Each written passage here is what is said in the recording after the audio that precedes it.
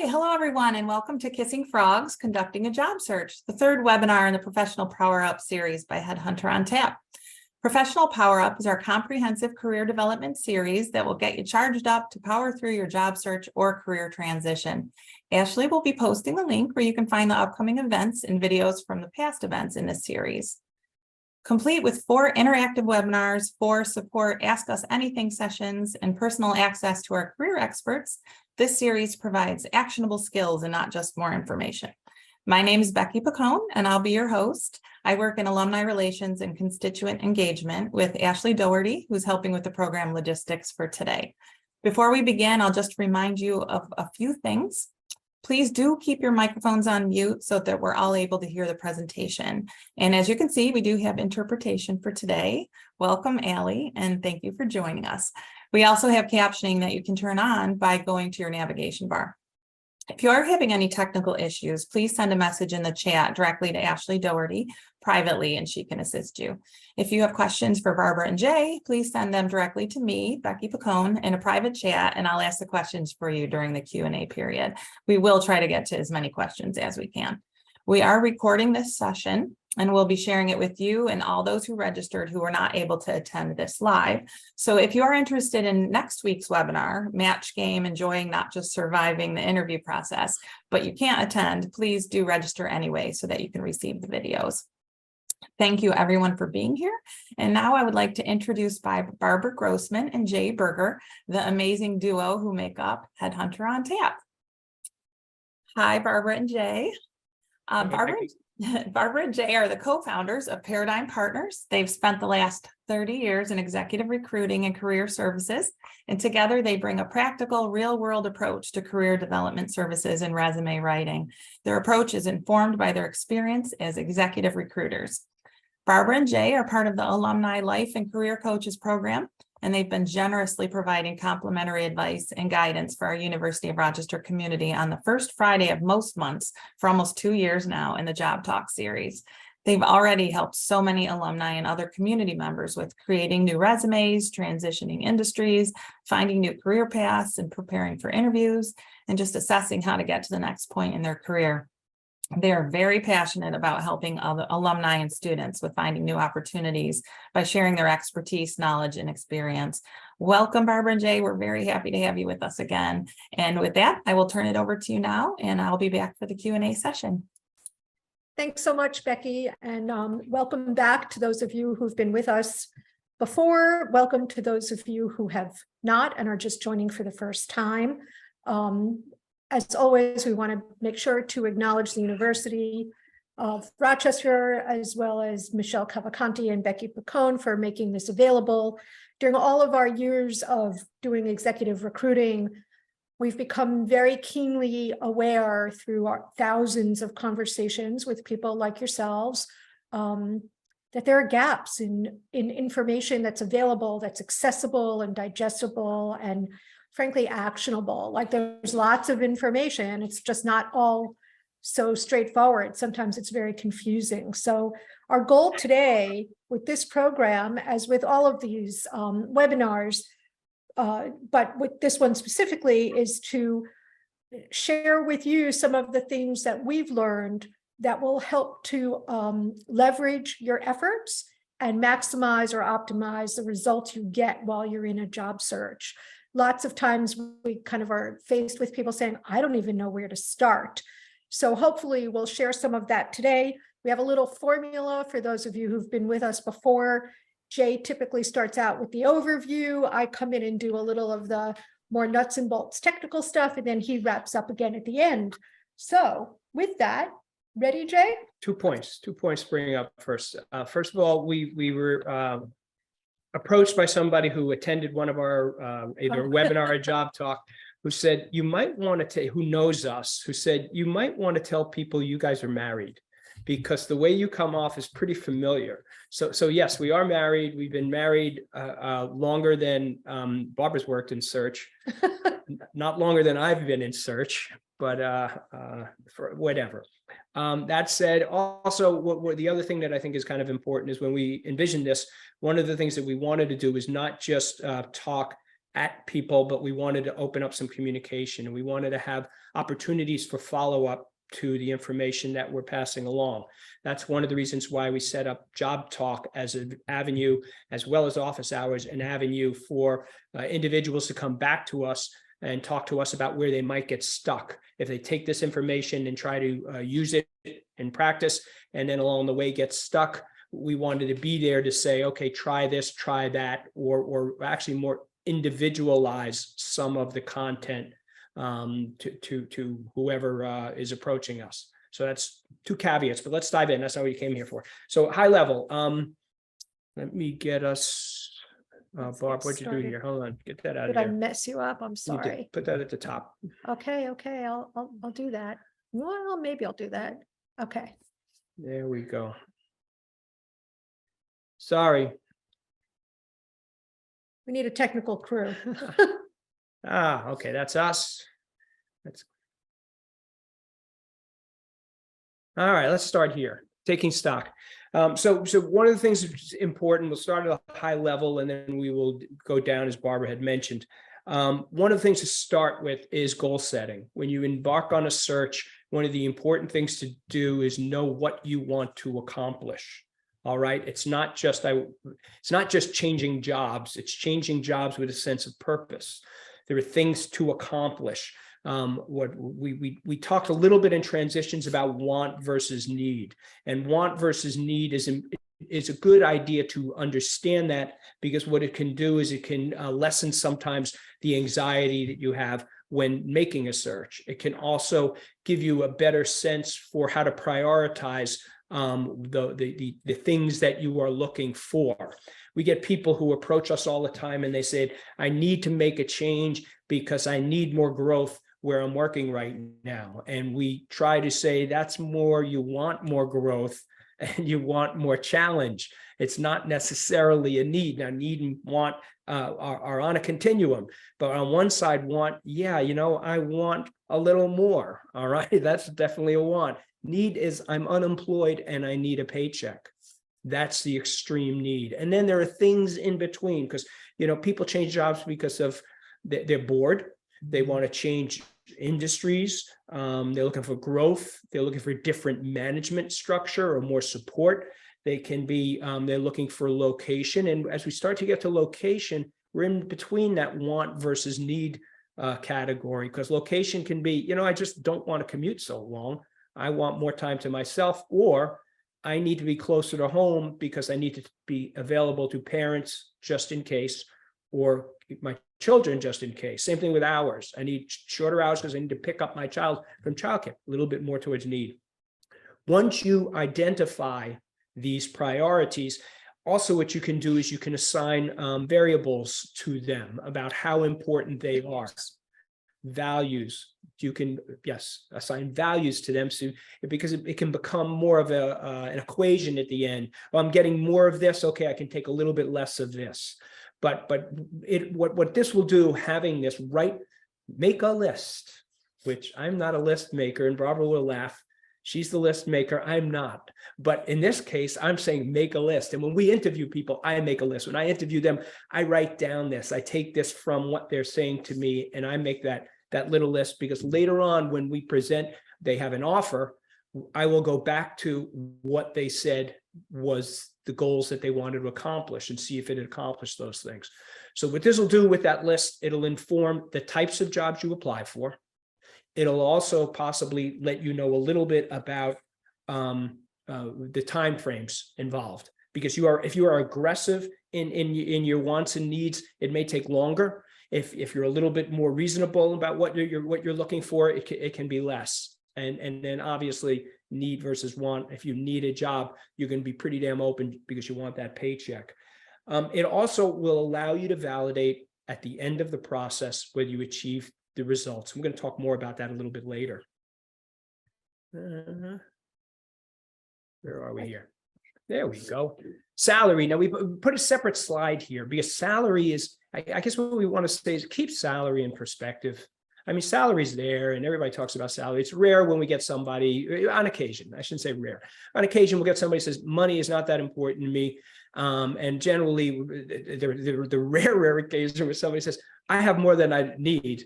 I'm in a situation where I don't have to worry at all about money. That's very rare. But a lot of times people say money's not that important. I want to be paid fairly. But salary some people make it a defining value. In other words, like if I'm getting paid a lot of money, I have personal value. Or if I'm making a lot of money, my company cares about me. Be careful with that. Sometimes companies just have a lot of money and they pay a lot of money. And sometimes, I mean, if you're working for a nonprofit and you're saving the world, a lot of times you're not making a lot of money. It has nothing to do with the value you produce or how valued you are within the organization. So the key is keep it in perspective.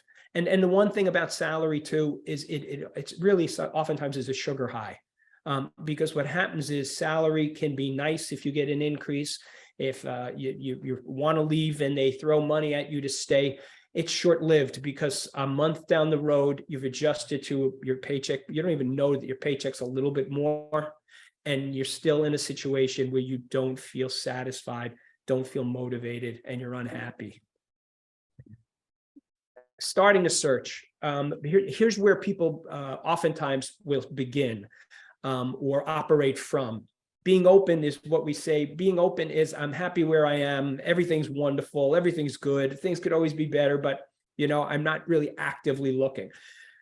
We always suggest that you should always remain open to change. Remain open to change. Doesn't mean you Barbara will talk a little bit about how to set up your LinkedIn profile, but you never know when something fantastic is going to come along. All right. More often than not, something comes along that's extraordinary when you're not looking for it.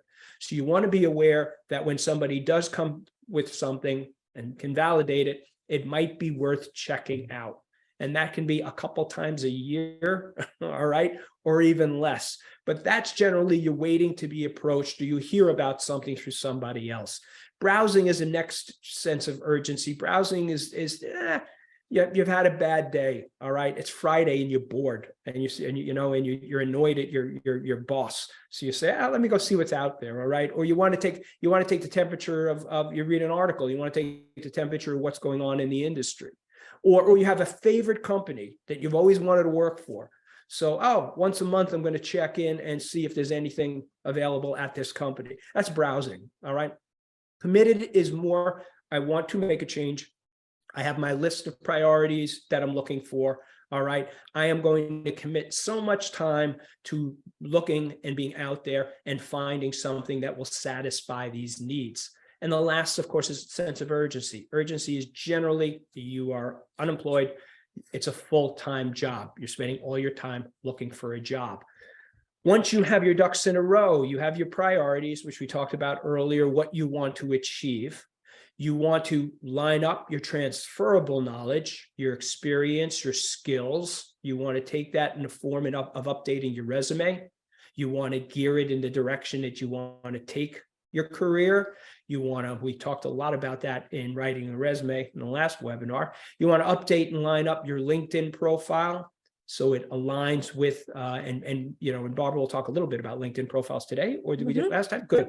And same thing with coding LinkedIn. And then the last thing is professional narrative. And we keep talking about professional narrative. It's kind of a real, what would you call it? A foundational way that we operate. And I've gone into this so many times before. I won't go into details about how it came about, but I guess the best way, I'm going to personalize it. Maybe there's the best way to describe it. Becky, I haven't ever done this before. So when I was 30 years old, I ended up founding my own company. It was the first company that I had, and it was Midtown Manhattan. It was a search firm in New York. And I was like, oh my God, I was like scared out of my mind. We'll also talk about imposter syndrome later. But I was and I said, okay, I'm a 30-year-old. I got some people working for me. I need to be dynamic. I need to be aggressive. I need to be powerful. I need to show leadership. And that's what I adopted as, that's the way that my business is going to succeed. And through some work that Barbara and I did, I realized that I'm empathetic. I'm supportive. I'm somebody who's nurturing. And I realized that my professional narrative is I love empowering people and organizations to be better than they are. I like to touch everything I touch to be in a better situation when I leave it. And that was where my strength was. My strength was empowering those around me, building a team, and providing a service. There was no lack of strength in who I was. My strength came out in different ways. Being armed with that made me a much better manager, made me a better business person, a better communicator. So that's what an example of professional narrative. I'm going to turn this off. I talked about LinkedIn. I'm going to turn this over to Barbara now. Thanks, And Jay. she's going to get into the bits and bytes. So we do recommend that, especially if you're in a search or at the level of commitment, that you code your LinkedIn profile so that it is open. And I've pulled up my own profile here to share with you the two ways people get confused, and LinkedIn does tend to change their parameters all the time, which doesn't help matters much. But you can do this in one of two ways. You can code yourself open so that you're open to all LinkedIn members, meaning anyone on any platform can see that you're open to search.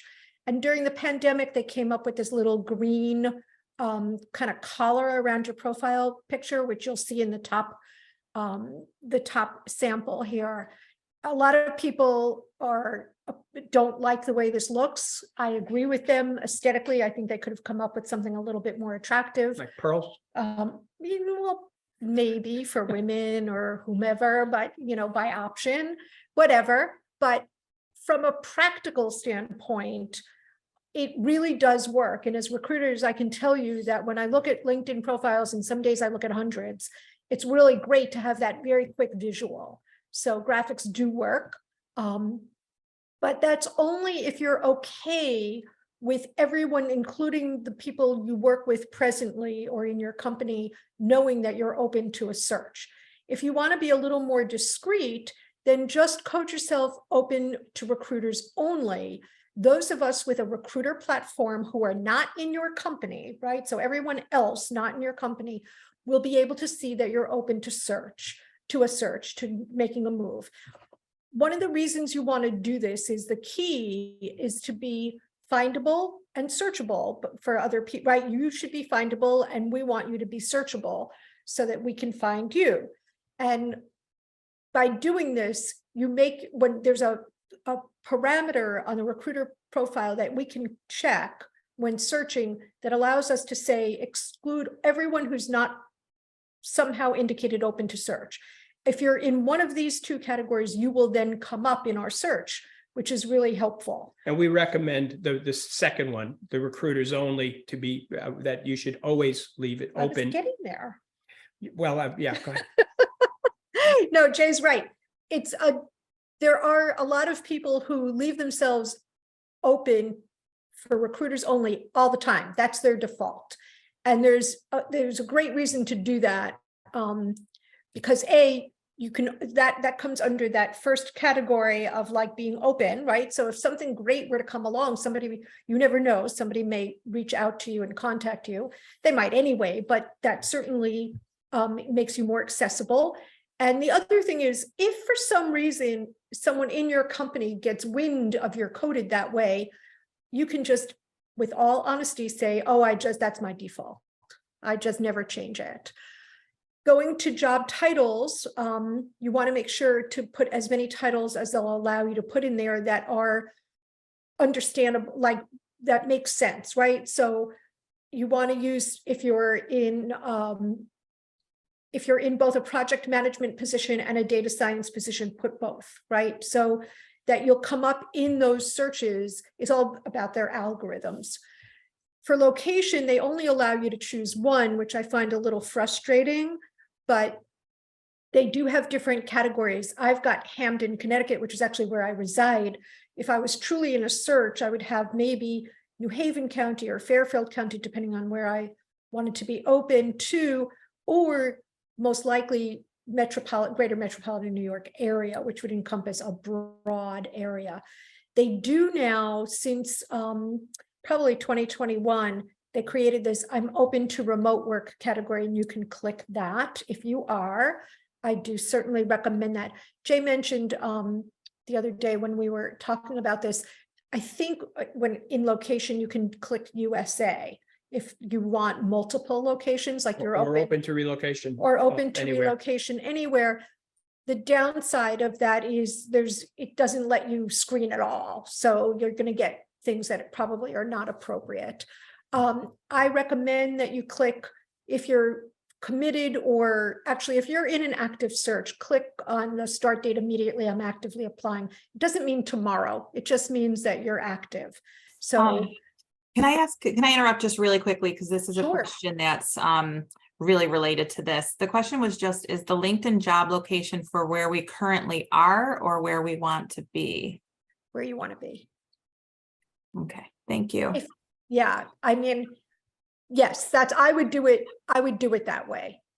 I'm not sure what they intend, but that's what I would encourage you to do. Okay, thank you. Carry on. Sure. So the next thing we recommend that you do is, kind of make a game plan here. So most people in a job search, or very often we hear about people just getting on, LinkedIn and Indeed and randomly start applying. And sure enough, they're frustrated in short order. Kind of like when you were in school and everybody said, make an outline before you start that paper. And I don't know about you, but I was the kind of person, especially if I was really pressed for time and maybe had procrastinated just a little too long, I'd try to shortcut it and not make an outline. And inevitably, I was sorry for that behavior. Like, it just didn't work. So the same is kind of true here. And the general outline comes in these 4 categories. We'll go into and drill down in each one just a little bit. Make a list of your target companies, industries, and types of jobs. Build out your network, create a tracking mechanism, and identify the tools you're actually going to use to find positions, because they're actually out there and you're going to do that. So the first one, make a list of target companies, industries, and jobs. This is kind of doing your homework part, right? You're going to want to, there's no rules about this list. This list can be anything you want it to be. It can be very specific. It can be very broad. It can start out one way and wind up another. It's an organic document. It's going to change. No doubt it will evolve. As you hone in, especially if you're not sure what you're looking for those of you who might be in transition and you're not quite certain where you're going, this list will really be fluid. But keep track of this. And that all of this is help. Earlier on, I said we want to help you to find strategies that will leverage your efforts. This is kind of in that category. You don't want to retrace steps unnecessarily. That just takes unnecessary time and effort. We do recommend that you follow job boards and positions or people and set up search alerts for those. So on LinkedIn, for instance, you can follow both companies and individuals. Go ahead and do that for anyone that's interesting to you, whether it's a company or a person. And where you can, for the companies, set up search alerts so that days when you're maybe a little bit exhausted from this whole process, or you're pressed for time, you have a big project and a deadline, but you do want your search to continue, you'll get some activity through passive means, right? You don't have to proactively be looking, you're just going to be notified. Do you ever thought about that, Jay? No. Oh, okay. You want to identify people who you can speak to for informational interviews. These are not people you're going to ask for a job. These are people who might be in positions at companies, or the type of role that you're interested in, and you want to be able to say, I have an interest in doing this. Would you be willing to take 5 or 10 minutes to speak with me, or can we email? I'd like to find out more, and be specific about what. How should I focus my background? Is it attainable to make this move? Exactly. You want to be specific in why you're reaching out, but these are going to be, believe it or not, these informational interviews usually are the most key critical step in your whole process of looking for a new job. You just learn so much, and it gets you, very little, as I've said before, happens in the confines of your own mind. You really need to get out there and engage with people, and this allows you to do that. You learn from other people what's tenable and what is really going on in other companies. And then you want to identify titles or keywords that are used in searching in your search. So I can share with you that from our perspective, when we take on a new search for a client, we'll have a title or a job function, and we'll start doing our searches, right? And inevitably, we often, not inevitably, but often we either come up with thousands or hundreds of people, like almost too many, or we come up with 3. And we spend some time finessing and changing around what titles and what keywords we're using to get to the right people. And then we start talking to people right along the way, and we say, we're on track, we're off track. So we just keep honing what we do in those searches. Well, you need to do the same thing, or it would be helpful to you to do the same thing in reverse. You may find a job description that has a different title than the one you would target, the title that you're targeting. And that job description fits what you want to do. And you all of a sudden discover there's another job title out there that's appropriate. That happens to us on occasion when we're doing a search when we can't find anybody, and it opens up like, oh my God, here it is. Here's a boatload of people that we didn't know existed. Exactly. Because we're chasing after the wrong title. I remember this was really quite a few years ago at this point, but I was doing a very niche search for someone in a very niche type of role. And even in New York, there aren't that many people who do it in the scheme of things. And it was elusive. I really was not finding people, and I was so frustrated. And I don't know what I don't remember any longer what I did, but I added one word, and suddenly I got like a whole new, several dozen new people to speak with. And I remember sharing it with you, and you were like, what did you do? and by the way, this may be browse through a company that you want to work for. And rather than browse for a specific job, just browse all jobs. And then start looking at the job descriptions, because that may be a bit more effective way to all of a sudden open up different titles. Yeah. You stumble on a job description, and you can't do it everywhere. So pick a company that you might want to work for, and generally look one there. that has enough job openings. But yeah. So okay, next thing that you're going to do is that we recommend you do is to build out your network. Start consciously doing that. When I first joined LinkedIn, I was a very early adopter before it was really useful, frankly. I was just curious about it. I made a decision somewhere along the line that I wanted to have, build out like to 500 or 1,000 connections. And so I spent a little time every week deliberately thinking about like, who could I reach out to, and checking my current connections and seeing who might be connected to that person that I might feel comfortable reaching out to. We recommend, I'm sort of working from the bottom up here with LinkedIn, but we recommend you do the same thing. In addition, you're going to want to talk with people you do know, and you want to talk with people you don't know, right? So the idea is to talk to everyone and anyone. And I know for many people, you can really get stopped in talking with people you don't know.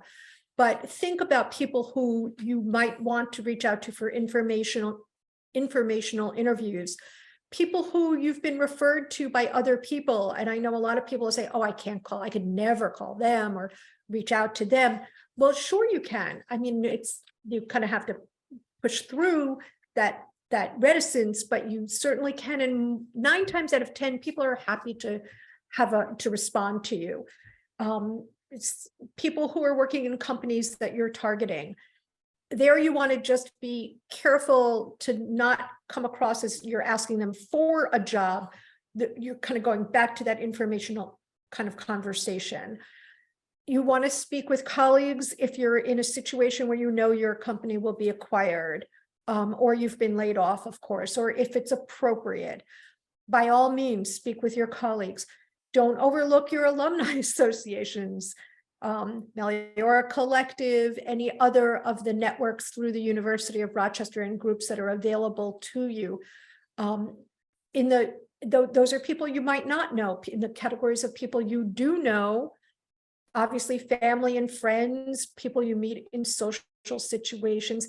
The truth of the matter is that the more people who know that you're interested in making a change, the more likely it is that someone might have you in their mind as someone who would be good for an opportunity, even if it's not their own.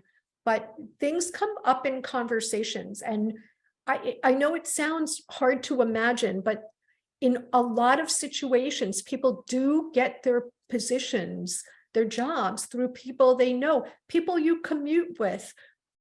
We know of several people who, I know of someone who actually changed her entire career path because someone she was commuting with for years was looking for someone and looked at her and said, you know what, you'd be really good at this.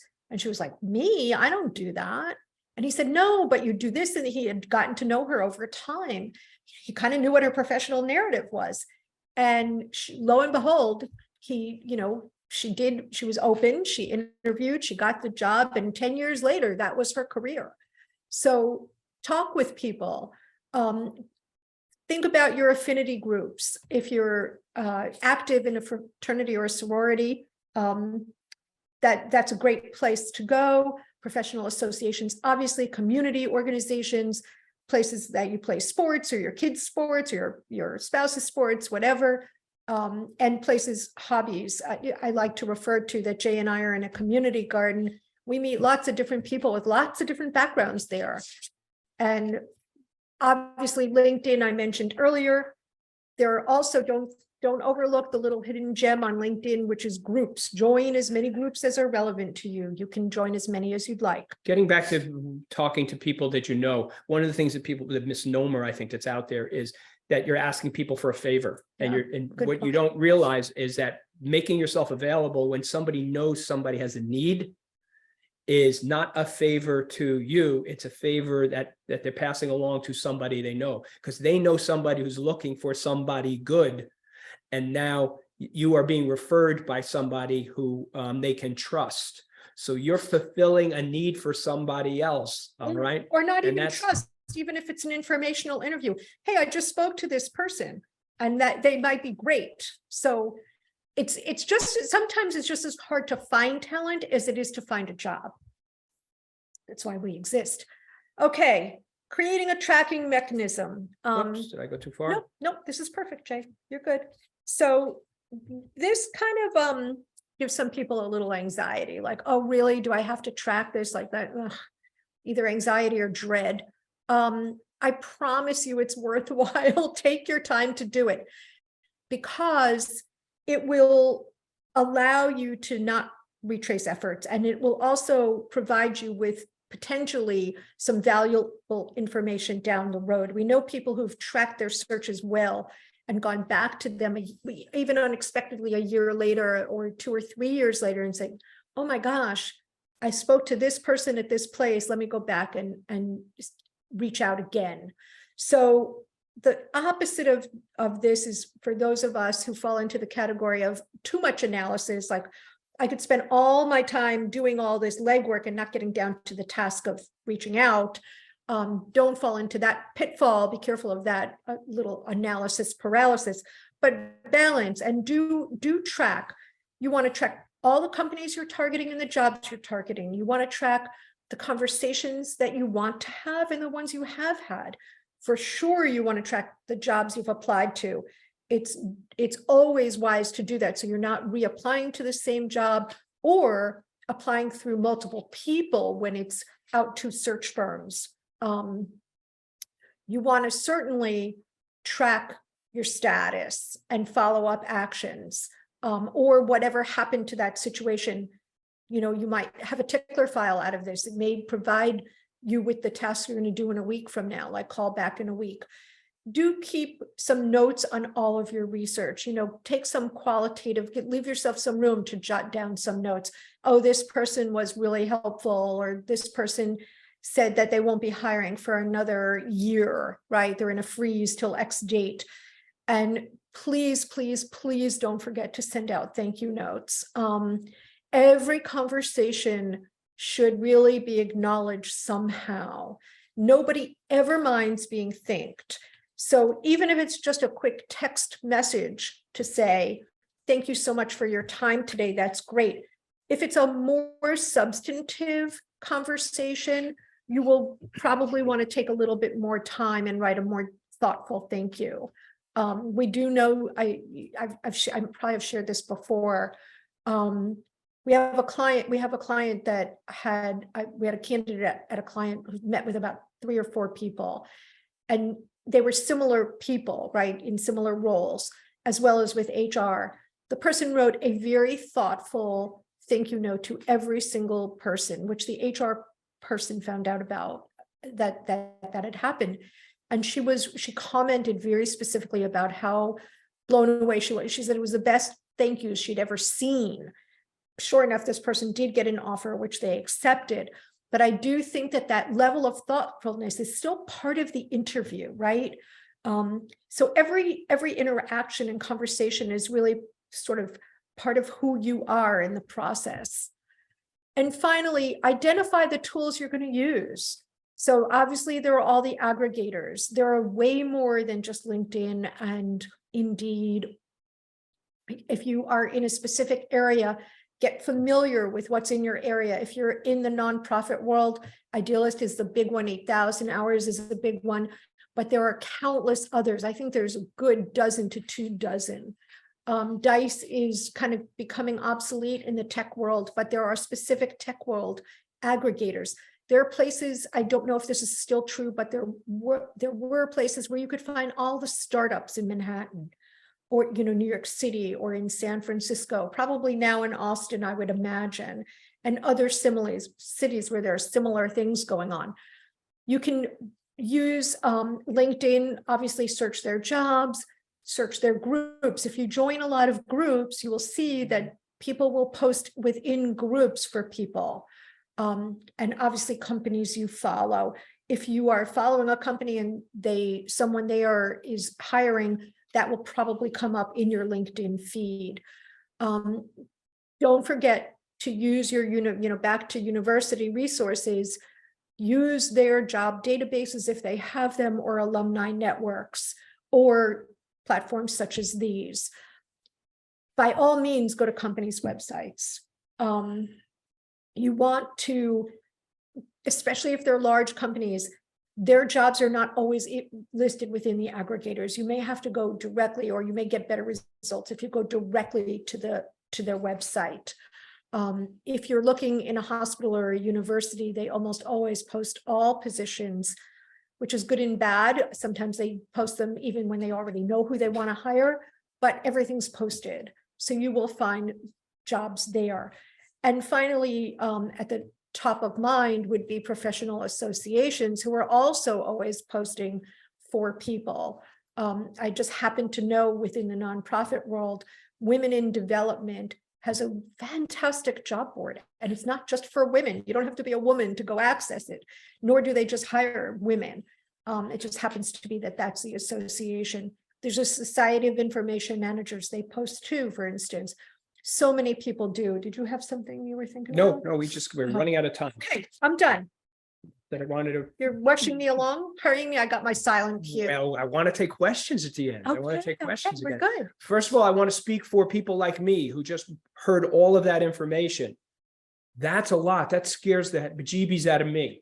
So if you're left kind of like, oh my God, that's not a strange place to be. But I think the important thing is we want to pass along as much information as possible. And the key is the more you can do, the more the more benefit there'll be. So we want to pass along a lot of information. Don't get so daunted that you don't jump in and begin, and take little bites to what a lot of this information is all about. All right, moving forward.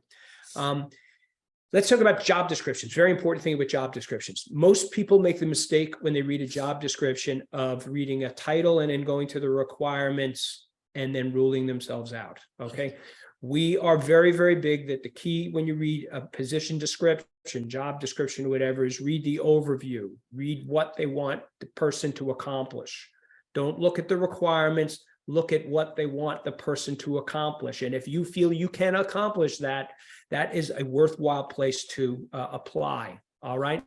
What you want to do is you want to see what, as we said, the task at hand, the company culture, see how all of that fits. And then you can make your case. Oftentimes when you see requirements, they are wish lists. They're not necessarily what is necessary. Sometimes there are things on that list that they are not even using, but they might use in the future, or it's a nice to have, but we don't really, as background. So that happens more often than you might imagine. All right. Also, they look for conventional candidates who have the background that lines directly with what they're looking for. But oftentimes they are very open to people who come from a different industry, who have transferable skills that might even bring more quality to the department itself than a conventional candidate. So find that, we talk about making your case. Okay. The one thing I will say with keywords and such, when you read that job description, if there's words and language in there that you feel are not represented in your resume, try to put it in there. Just, try, it will be helpful. All right. Don't go too crazy about it, but certain phrases or whatever, you may even leave it in your resume going forward if most of the jobs that you apply for are similar. We wanted to take a moment to talk about imposter syndrome. I mentioned it earlier on. All right. I was 30 years old as president of a company in New York City. I was talking to a good friend of mine, and I said to her, I've been hesitant about getting business cards with president on it, a 6-month long. And she said, why? And I said, well, anybody can rent an office and hire some people and whatever. And I need to call myself, I need to deserve president. She said, Jay, you're doing it. You're doing it. You're being a president right now. You've been doing it for 6 months. And it was like, duh. Oh, okay. I guess this is what it feels like. 80%, I'm going to quote something because a lot of people don't admit it, but you'd be astounded at how many people approach us saying they suffer from imposter syndrome, even C-level people and senior level people. All right. And what happens is, I think it's when you're in a position that you're feeling uncomfortable about, you're stretching yourself, you're doing something you haven't done before, is when the self-doubt comes in. But remember, you've been put in that position by other people who feel they can rely on you, they can count on you, that you have necessarily the requisite background skills, even if you haven't done it before. Also, they want you to succeed. So they're going to support you in that endeavor. So go for it. The application process, customize your resume, make sure your resume is a true, authentic representation of you. We talk a lot about that in the webinar about resumes. Customize your cover letters. Don't have to totally rewrite them from scratch, but you do want to identify the job you're applying for and why you might be appropriate for it. Multi-pronged approach, not only apply through HR, but you can apply through hiring, look for hiring managers through LinkedIn, look through people who you might have alumni connections with, who work at the firm, who are not even in that department, saying, I'm interested in opportunities working at your firm, and I saw this, any advice you can give me? All right. And then, of course, Barbara talked about tracking your progress. And to end this and bring this in quickly, takeaways. Be open, talk to people. All right. That's where opportunities come in. Don't turn your back on anything. All right. If in doubt, send it out. All right. Don't ponder and ponder and ponder. If it's like, well, maybe. There's no such thing as a perfect job description, perfect job. Go. You got to explore it in an interviewing process. And that's when you'll find out what's going on. And that's where you uncover things. So apply numbers. The more you're out there, the better off your chances of having something come through. And it's not personal. It's not, a lot of times when you're not getting response, it's not because you are bad. It's not because you're not talented. It's not, it's your background is inappropriate for the opportunity. Sometimes they have somebody internally that they want to hire, so they posted it just to satisfy HR. All right.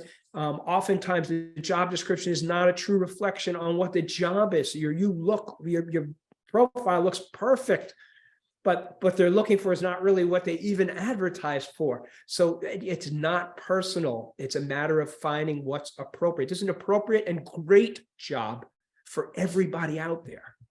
All right. And other than that, some people actually enjoy the process because you can learn a lot about yourself and about the industry in general. And I'm going to get out of here. Sorry, Becky, we ran over a little bit.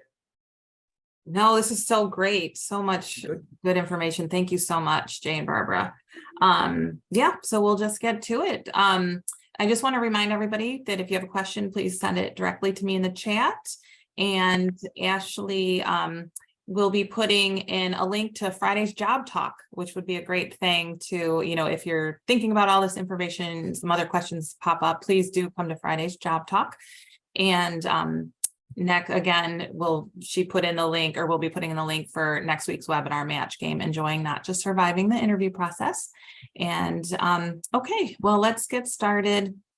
We do have a question in the chat, kind of related to what you were talking about, just the number of, jobs and just casting your net wide.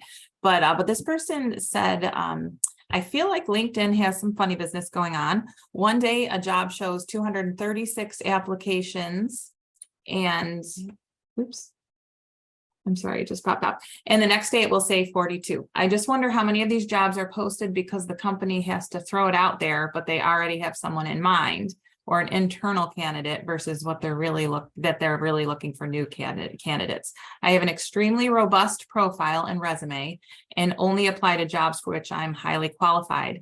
And I've received nothing from the 50 plus jobs I've applied for on LinkedIn and other job sites. So it makes me question how serious the companies actually are about those job posts.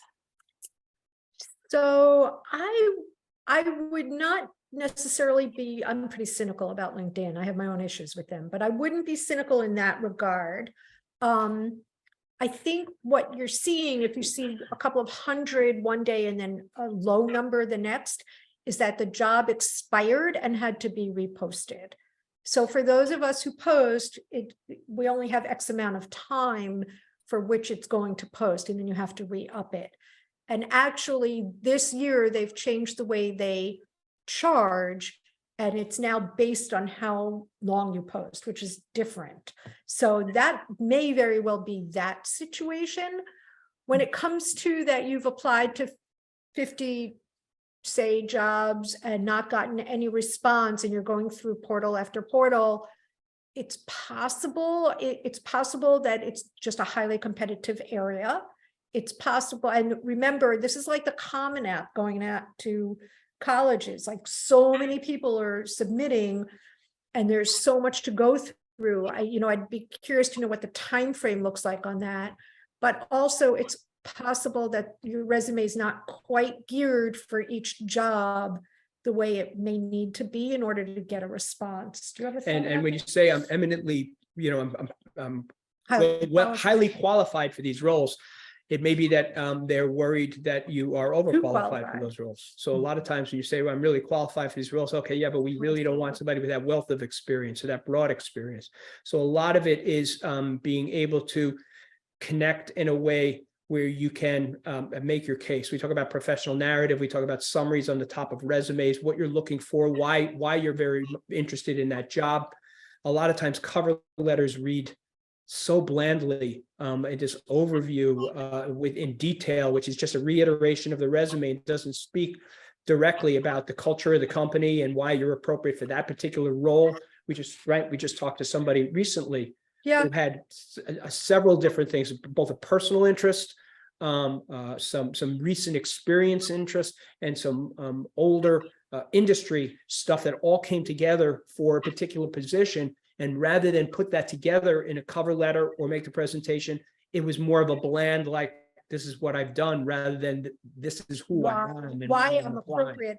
The other thing to not forget is that if you get through the portal and your keywords all match up, right? Like, there's all that screening, and that's, it's frustrating, and the data are fortunately coming out that say that it's not really that effective in terms of hiring, that the application portals and algorithms are not great, even with machine learning, not so great.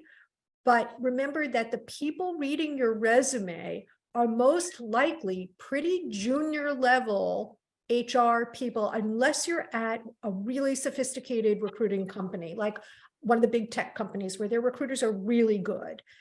And it's just not typical. So you may be being overlooked because people are not making the connection between your background and the job. And if this person wants to send the resume to us, Barbara and I, We'll take a look. and come on Friday, we'll be happy to talk specifically about what problems They might be occurring running into. and what they're running into, Yeah. if they want to do that. That's great. Thank you. In the email, their emails are in the chat, a little higher up in the chat, if you'd like to find those. Thank you. And, a lot in line with that, if somebody does, had applied to maybe the jobs that they were really hoping for, and then they sit in on this, series and think, oh, I wish that I would have known that when I applied, but you don't want to apply multiple times to the same company. Is there anything you can do to like go back and, edit, your resume, your cover letter when you've already applied? Yeah, I mean, you could, it depends on how, I wouldn't necessarily do it a week later, but if you applied like a month or 2 months ago and a job is still open and you revise your resume, send it back through again, see if you get a better result, sure. Mhm. I mean, if it's a tiny company, you might want to be careful about doing that because it might look a little weird. It can't hurt. It can't hurt. You're already, if you're not being seen, you're not going to. Look, what it communicates, I'm very interested in this job. And if you altered your resume so it looks more appropriate for what they're looking for, they may say, oh, I didn't see that the first time. Right. And they're pretty insistent. I mean, we as recruiters, we don't make a lot of value judgments with regard to appropriate backgrounds or not. We go in there and, we don't assume certain motives or what have you. I mean, when we talk to people, yeah, we'll take them at their word and we will screen for problems with regard to personalities and fits and all that other stuff. But I mean, the whole thing about applying a second time, take a risk. If you're not getting any response, take a risk. And Barbara's right. Don't apply 3 days in a row. But if it's a month later and you haven't heard anything, you still post it again. Say, hey, listen, I posted last month. I didn't hear anything. I'm very interested. Or go to hiring managers. See, this is still being posted. Let me tell you a little bit about myself. This is what my background is. I'm hoping to sit down and talk with you. And if it's just through the portal, then just send your revised resume through the portal and it may work this time when it didn't last time. Frankly, you'll never even know if it worked potentially because you changed your resume or it was just better timing. Right. No, that makes, No. yeah, that's helpful. Thank you. And when it comes to sending it on to the hiring manager, if there is a company and it didn't specifically list the person that you would contact in the, job posting, but you have an idea or you find out who you would like to see your resume. If you apply online, is it also okay to send Definitely. it Absolutely. directly Oh, to no, the hiring it's manager? recommended. You should do both for sure. Sure. Here's something else that I just want to make note of. Sometimes hiring managers want to only see so many candidates at a time. Like if they have 3 top candidates that they're saying, actually that's often the case. They don't want to interview more. And for us, it's very frustrating. It's like, just see more now, because you don't know who's going to take themselves out of the process or who you're going to potentially rule out. And so sometimes they interview like almost in batches, right? So it's 3 at a time, then a month later, it's back to 3 more at a time, or 2 weeks, depending on how long their cycles are. So you may just hit a company at the wrong time. Like it may just be a matter of timing. Don't overlook that. And when we post jobs on LinkedIn, and we post jobs without our names or direct contact information. So they apply through LinkedIn, but invariably people will contact Barbara or I, or both of us, saying, I saw this posted. Well, it's with our contact information. Not the email stuff. Not our email. Not our email address. Not It'll look up our email Go to addresses, our website, find our go to your email email. addresses, email us and say, I saw this posting. Yep. I wanted to make sure you saw my resume. Here's why I'm good. So they personalized it by reaching out to us. And what does that do? It makes us take a second look. Yeah. Also, So- they'll connect with us. Sometimes people, if they don't go to our website and find our email, will come over to us and link in with us to ask to connect. And they'll say, I applied to your posting. Here's why. Even if they're not appropriate, I will always respond to that. Okay. And I don't. Okay. But I mean, and Yes. that's where the importance of the LinkedIn. I've had people link in with me when they've applied for a job and I go to their LinkedIn profile and the LinkedIn profile is terrible. Or there's nothing there. And it's like, why would you advertise? Why would you connect with me through LinkedIn? I only connect. you if- don't have anything I there. will always reply if they send a note. I'm sorry. I don't just so- not, yeah. That's Anyway. fine. So another question related to that is, do you have any tips on how to find the hiring manager for a job you want? Can they search on their platforms for? I don't names? know. I'm not sure how much. You know what we have to do, and I promise you we will do this, because we have, because of the platform we have Yeah. search capabilities that we're not sure the layperson, if you're not Regulate, paying for it, can. So we have to log on. We should log on as somebody and see what search Well, we can log on capabilities ourselves, Uh-huh. our personal platforms. and do so. Okay. Yeah. Yeah, all right. We Then have that's to what we'll do. Still do a little homework on that. We'll get back to you on Friday about that. I'm not sure how much you have, but what you can do is go to the company website and see if you can find people on the company website. Oftentimes, people are listed on company websites, so you can try that Smaller way. companies, Okay. not larger companies. Yeah. We got to get back to you on this one. Okay, great. Couple others have come in. I did get a request for, then this might be a quick one. Do you have an application tracking spreadsheet or a template or anything that you would suggest or use? Okay. No, Um, just make one up in Excel. You know what, because Put it in a everyone's, notebook. or put if you it, want. well, I mean, most people do it online, so. Well, it depends. Some people don't. Some Yeah, people, you I would rather, you don't have to. It doesn't have to be online. like if spreadsheets like freak you out, it would be Yeah. like, you know what, I'm just gonna have a journal, you know? Yeah, okay, however works best and most easily for you. is Index what- cards. What I would recommend is whatever is easiest and most effective for you. okay, Becky, great. do you know about index cards, or is that before Oh, your time? I love index cards. I love There you index go, cards. okay. No, that was not before my time, but I know that they're common anymore. No, There they're not, but I have a stack of them. Yes, I'm going to try to get a couple more of these in. I have a question here. Could you say a little more about some strategies to find companies that might be a good fit as you're searching? I feel like I come across the names of companies, but struggle to find out much more than that. And thank you for any insight you can provide. Does that person want to say what the industry is? Quickly? You can I'll send that along chat to with you me. about the industry, but that's fine. Okay, let's see. Yeah, without. I knowing mean, the you know, industry, so it's like such a if you're, generic I mean, question. banking is banking and insurance is Yeah. insurance and manufacturing is Mhm. manufacturing.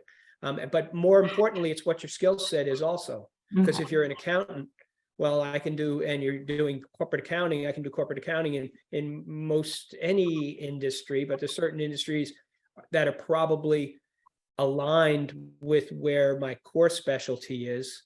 And Go ahead. I was just, Oh, it's user And you- experience is the industry. This particular industry they're asking about is user experience. so user experience, you could be across a bunch of verticals. That's like almost everyone. So it depends. So the question, the things to start looking for, I think, are how large a company do you want to work for? Do you have a preference about size? Do you have a preference about the type of culture that a company has? Most people actually do, even if they don't identify that. That's where those informational interviews can start to become very important. If you speak with someone within a company that you think you would love, and you find out that the culture is, you think it's going to be very, for some reason, you're just drawn to this place. You think it's going to be very relaxed and informal. And you speak to someone there who says, yeah, it's chaotic, right? It's very disorganized. Well, relaxed can at the extreme be disorganized, right? So culture is important. Kissing frogs. This is where you can user experience. If you said search, just Google search for user experience opportunities within a certain thing, you're probably going to come up with a boatload of jobs. And then you can just sift through the websites of those companies and get a sense as to culture and where they are and what they're about, how they approach things, personality. And then it's a matter of talking to people. And when you find these jobs, then you can look for, do you have connections within these organizations, alumni connections, and what have you, LinkedIn connections. So Okay, great. Well, browse and have fun, kiss a lot of frogs. kiss those frogs. Thank you Those so much. frogs. I can't believe how quickly this hour has gone by. As usual, time just flies, but I think we're going to have to wrap things up. I want to thank you, Jay and Barbara, so much for sharing your insights and all of your knowledge with us. And I would want to thank everybody for joining us for your lunch hour. And please remember to sign up for Friday's Job Talk, where we can continue this conversation. And I also want to just mention, please keep in mind that at the end of March, we're going to be sending out a very short survey to everyone who registered for one or more events in this series. So please do take just a couple of minutes to answer the questions. It's really important that we receive your feedback so we can continue to offer valuable programs like this. Yes. And we just need your help to do that. And it really doesn't take much time. So, so look for those at the end of March. And with that, I'll say thank you. And we hope to see all of you on Friday. Thank you. Thanks, Becky. Thanks. Thank you, Bye-bye. everyone. Thanks.